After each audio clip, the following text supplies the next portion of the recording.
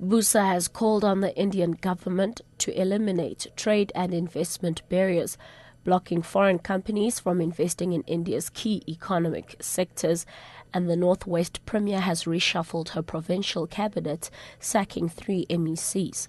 I'm BUSA Khadebe with the latest news update.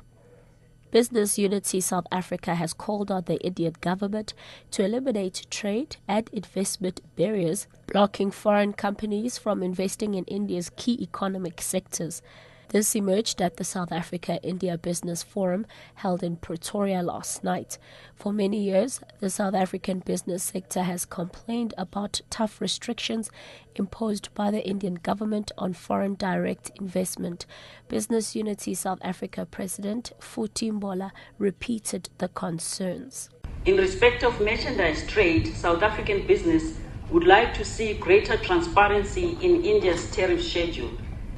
Foreign direct investment is still prohibited in a number of areas such as retail trading, real estate and agriculture.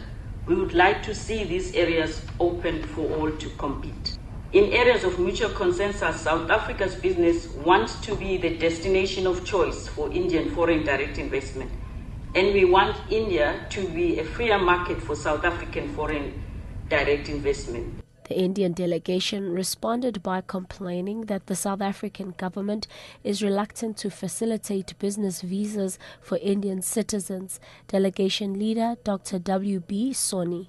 We regard our relations as strategically and economically important. Both sides recognize that a number of hurdles need to be overcome for their bilateral trade and investment potential to be realized. We strongly urge for the establishment of a friendly visa regime for the Indian business community.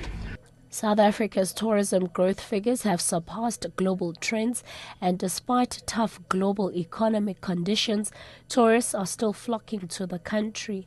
Tourism Minister Martinus van Schalkwyk says South Africa's status as a premier global leisure destination is now firmly established. He says during the past 5 years, South Africa outpaced the growth of all competitor locations in the leisure arrivals category.